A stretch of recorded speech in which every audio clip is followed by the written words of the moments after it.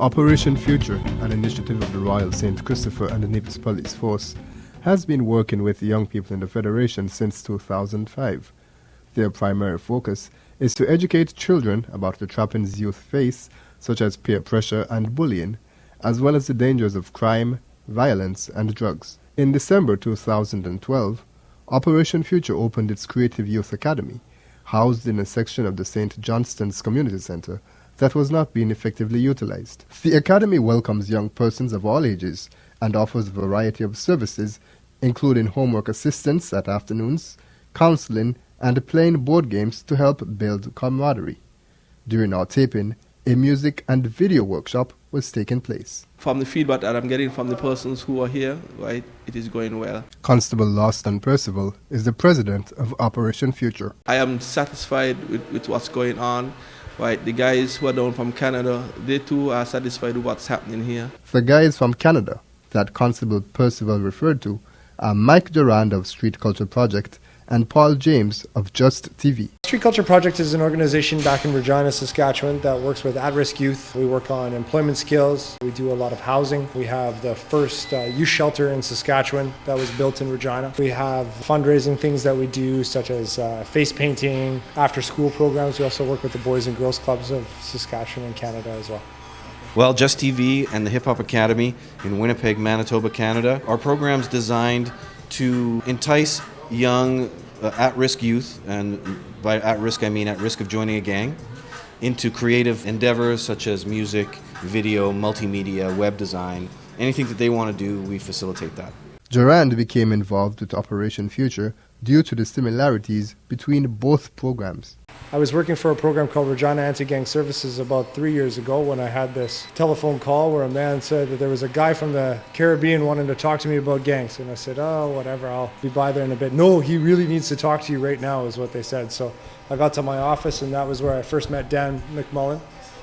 And we talked about the gang situation in Regina, and he really liked what I was doing, using the audio-visual arts to get through to my guys, to get them into the studio. And then after that, once we got them working on things, we were able to do some things like life skills and job readiness skills and things like that. So it's kind of my hook to get them through the door. Then I came down here to St. Kitts 2 years ago for the first gang conference with the chief of police and one of the provincial court judges, my director, and two of my ex-gang members came down here as well.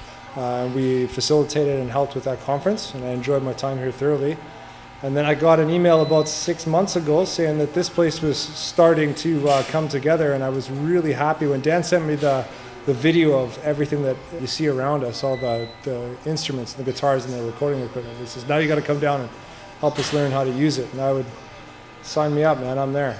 So I booked some vacation time at work and volunteered my time and come down here, and it's been great. James's path was more indirect and in fact can be described as a twist of fate. Well, my partner Addison Sandy, whose dad is from Trinidad, lives in Winnipeg, and he actually started the Hip Hop Academy way back in the day, about 6-7 years ago. And Just TV grew out of the Hip Hop Academy, and I came and brought the video side to it, and he focused on the music. But I'm also a trained music engineer, and so it works out well. And Addison was originally supposed to come down here. He met up with Dan and Mike, and he asked me to come down to shoot a documentary about this place and about what the work that's being done here. And unfortunately, he got sick. So he couldn't come, but he's better now, thank God, but he couldn't be here. So I'm here representing and doing the best that I can. The duo from Canada set about working with local persons. They facilitated 2 sessions per day, engaging young adults in the afternoon and the more matured individuals during the evening. Mike and I have been training the volunteers on how to use all the software, Pro Tools, Reason, how to make beats and how to record music and how to mix, and then we take them and show them Final Cut 10. And so they're getting hands-on training on how to ingest the video and manipulate it. Dan had sent me an email up in Canada with Java performing on opening night of the center here.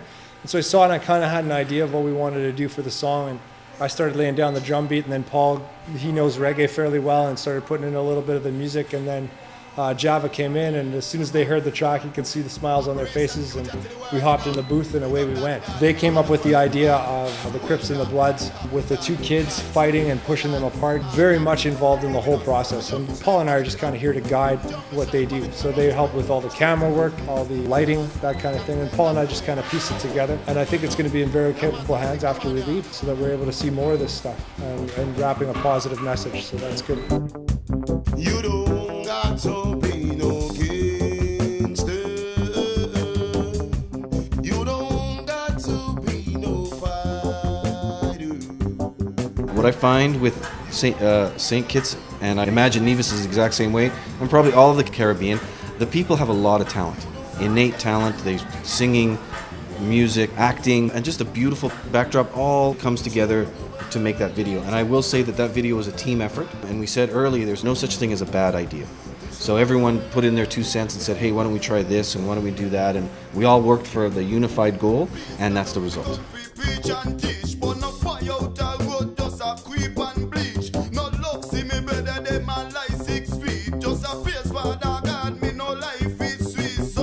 I saw one of the videos that was done, and it brought tears to my eyes. I'm going to be very, very honest with you. Knowing that this came out of Creative Youth Academy, was put on by Operation Future, so I am very pleased. When I saw the first video, it made me feel a sense of pride and joy, knowing that I am a part of something like this. And look at the space of time that we were able to pull off something like this in a short space of time. But I'm not surprised, because I just always say, Operation Future, we always go big and we always get things done. Operation Future to the world. You don't know. Big up that impossible. The whole operation. Operation Future to the world, yo. Peace and love, we go be preach and teach. But no fun. There was another video that Mike and Paul worked on while in the Federation. The second saw a collaboration with special education in Nevis. We wanted to take aspects of the students' life in special education, what they had done, what they are doing right now, and to really highlight that in a song. So last week we took all the videos on location in different areas of Nevis, and today we're here to work on our vocals. The message of the song is a very simple message. It's a message that we are capable, we are able to do whatever we can do in our own capacity. So we really don't look at inability, deficiency. Those words are not part of our vocabulary. We teach the students to use whatever God has given them, whatever God has blessed them with. You've got hands, you've got feet, you've got eyes, you've got ears. You use whatever you have to shine, to be the best that you can be. And we don't spend a lot of time, looking and, oh, well, I'm not as somebody else. We don't do that other comparison thing, because it makes you feel less than. And so what you want to be able to do is just do that bit better than you did last time. And that's what we encourage the students to do.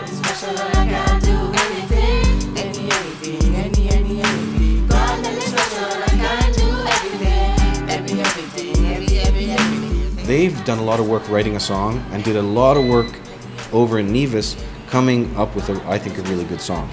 And so they came very well prepared, very well tutored, and very well versed in their song. And it took us probably from 10 till 1 in the afternoon to finish the song. And I think it's great. I Can Do Anything, I think is the title of it. And I understand that 2 of the youth are in the Special Olympics, which is pretty cool.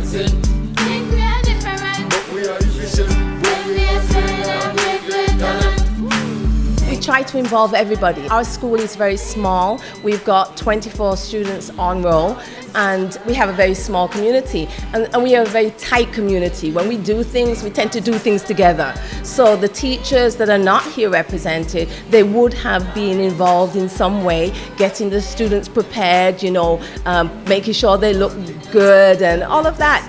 We're always involved in a very collective way. We are absolutely thrilled to be on this project with Operation Future. It's a very positive message, and so we really wanted to partner with Operation Future, because most of the students that you're going to see on the video, at least 7 or 8 of them are going to be graduating this year, and we wanted them to leave with a very positive message that they must keep pushing upward and onward. You have to be able to partner with those in the community. The entire process of writing and recording the song and the video has had a tremendous impact on students. I explained to them what the program would be about, and they were absolutely ecstatic. Music is something that resonates with all of us. It's a way in which we can express ourselves. And when you sometimes have difficulty with language and with all the other things in terms of levels of communication and everything, music is a very strong communicator.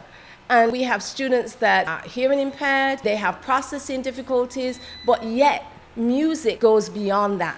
The transformational power of music was a key point also brought out by Mike and Paul.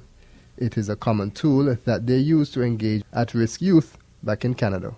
The first time that I was introduced to Paul's program, the Just TV program up in Winnipeg, I was at a conference on gang violence in Winnipeg.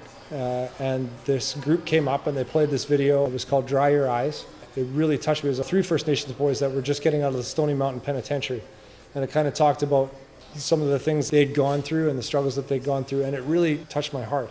So I wanted to get into seeing how this was made. I thought this is such a great way to speak to people. You know, music I've always found is a very universal language, and it can really carry a message. And that message can be a bad message. So if you listen to the gangster rap when they're talking about doing drugs and doing all those things, that can have a very negative influence on a culture. It can have a very negative influence on young people.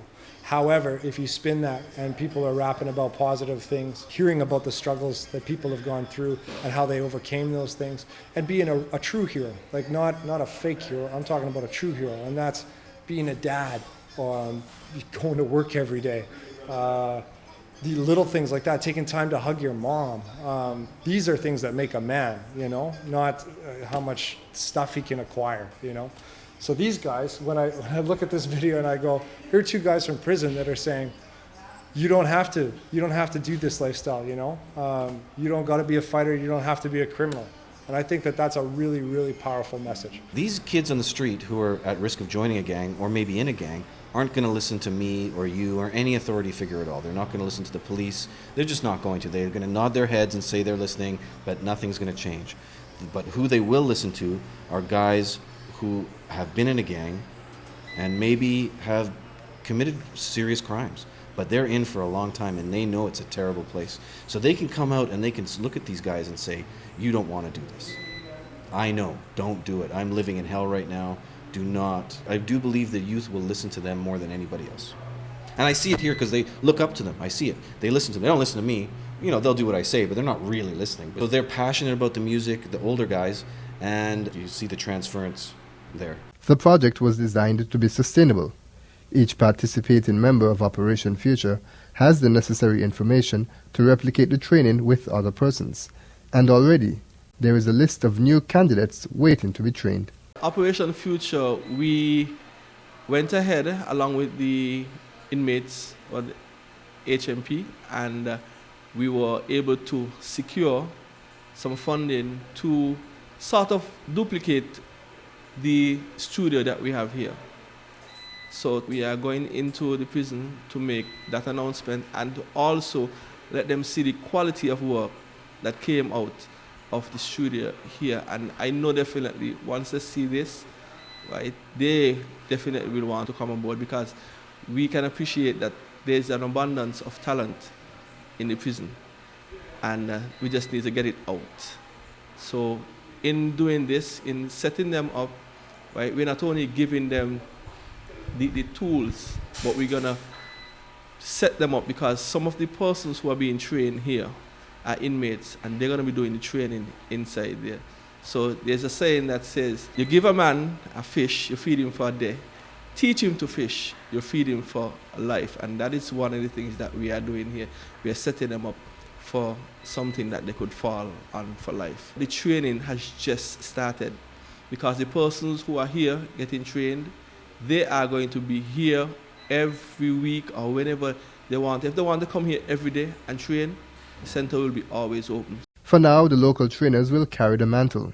However, Mike and Paul were so impressed with the efforts here that they volunteered to come and do it all again. We could make this a yearly thing where we would book our vacation times, not to come down here for vacation, but to come down here and work when you do what you love, you'll never work another day in your life. And I love doing this. Oh, I'd love it to be ongoing in any way I can. I'd love to come down anytime. As soon as I hit the ground back in Canada, I'm right back into the mix of things, and I got kids there that are also doing the same things. I'd like to see some cross collaboration. That would be great. Doing some stuff down here and sending it up there and see what we can piece together. Other activities at the Creative Youth Academy at St. Johnston's Village have seen equal success, and discussions on expanding the programs have begun. After the dust is cleared and we're settled down and everything, we're going to start some cooking classes, because we want our young people to come up knowing what to do around the house. And we are also here on Saturdays from 9 o'clock right up until 3. And you could come here. Sometimes we have different persons from communities coming in and speaking to the children. We engage them in school lessons. And for most of the day, because it's Saturday, it's time to kick back from the school environment, and we engage them in games outside. Bright! That's one word. Can't say anything else better than that. Bright. President of Operation Future, Constable Lawson Percival. If you would like more information about the Creative Youth Academy, call 668-0856, and to stay updated on activities there, be sure to like Operation Future's Facebook page.